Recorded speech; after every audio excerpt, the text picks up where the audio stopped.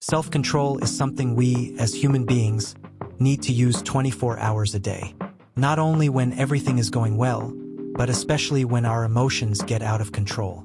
Moments of anger, sadness, anxiety, frustration, all of that is part of life.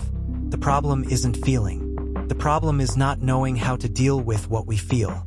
From an early age, we learn a lot of things. We learn how to talk, how to walk, how to study, how to work. But almost no one teaches us how to deal with our emotions. No one explains what to do when anger shows up, or how to react when sadness tightens your chest, or how to stay calm when everything feels like it's going wrong at the same time. And that's exactly where self-control comes in. Self-control isn't about being cold. It's not about swallowing your feelings. It's not about pretending everything is fine when it's not. Self-control is recognizing what you're feeling and still choosing how to act. Because feeling angry is human. Feeling sad is human. Feeling anxious is human. But letting those feelings control your actions can destroy relationships, opportunities, and even your inner peace. We live in a fast-paced society.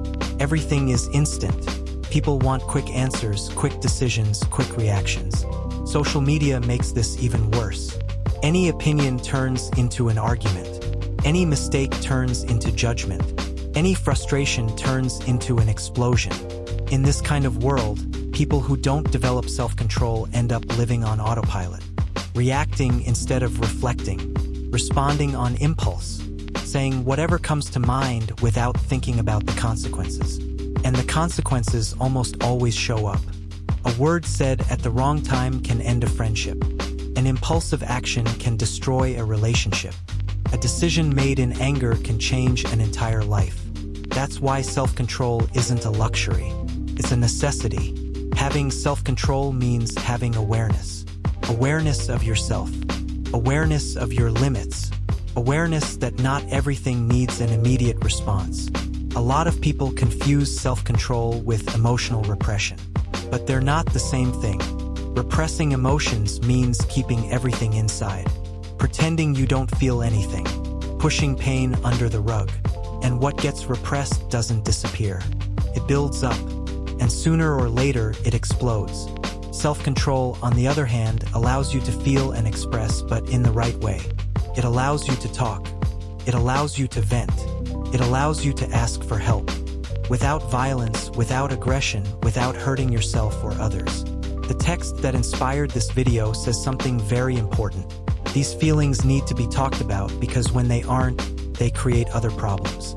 And that's true. Unexpressed emotions turn into anxiety. They turn into stress. They turn into emotional and even physical illness. They turn into toxic relationships. They turn into unexpected emotional outbursts. How many times does someone explode over something small, when in reality they've been carrying unresolved pain for years? How many arguments start over a detail but have much deeper roots? Self-control starts exactly there, by recognizing what you're feeling. Before you can control anything, you have to identify it. What am I feeling right now? Anger? Fear? Sadness? Frustration? Insecurity? When you name the feeling, it loses part of its power. You stop being controlled by it and start observing it.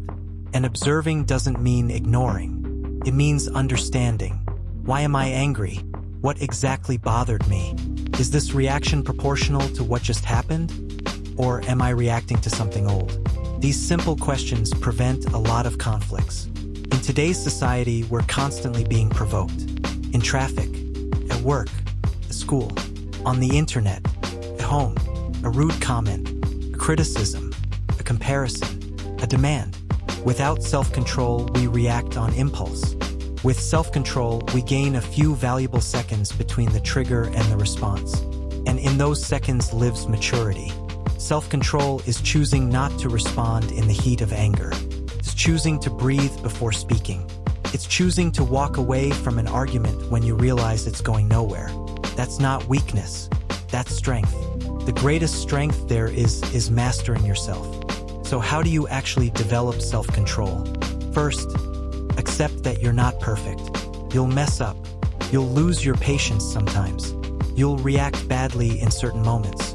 And it's okay to admit that. The problem isn't making mistakes. The problem is not learning from them.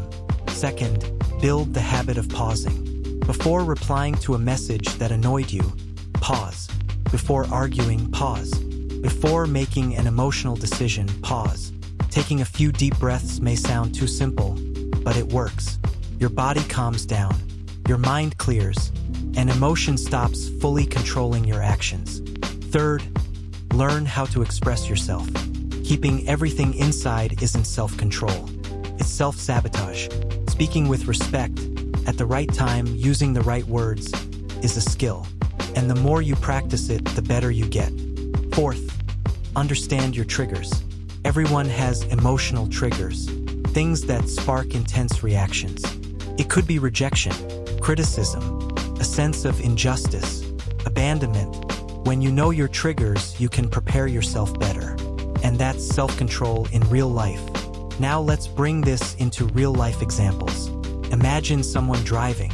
Another driver cuts them off.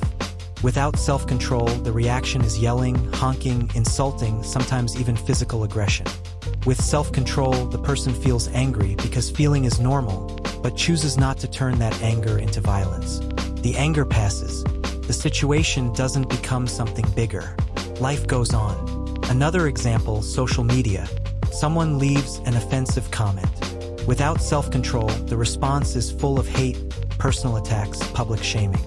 With self-control, the person chooses to ignore it, respond respectfully, or simply walk away. Not every battle needs to be fought. Another example, relationships. An argument starts. Harsh words come out. Without self-control, both people say everything they think, hurt each other, humiliate each other. Later, regret shows up, but the words have already been said. With self-control, someone chooses to stop the conversation, cool down, and continue later. The problem still exists, but now there's space for a solution instead of destruction. Self-control doesn't eliminate conflict. It turns conflict into growth. And that's extremely necessary in today's society, where everyone seems emotionally overwhelmed. Financial pressure, social pressure, constant comparisons, unrealistic expectations. All of this increases people's emotional load. And when there's no self-control, that load gets dumped on others. That's why talking about self-control isn't just an individual issue. It's a collective one. A society with more self-control is a society with less violence, less hate, less impulsiveness, more dialogue, more empathy. But it all starts with each person. It starts when you decide not to be a prisoner of your emotions. When you understand that feeling isn't the problem. Letting feelings make decisions for you is. Self-control is freedom. Freedom to choose how you act. Freedom from repeating destructive patterns. Freedom to grow emotionally. And this doesn't happen overnight. It's a daily process. 24 hours a day, just like the text says. Some days will be harder, others will feel lighter, but every small conscious choice builds someone stronger on the inside. In the end, self-control doesn't turn you into someone without emotions. It turns you into someone who knows how to deal with them, and that makes all the difference.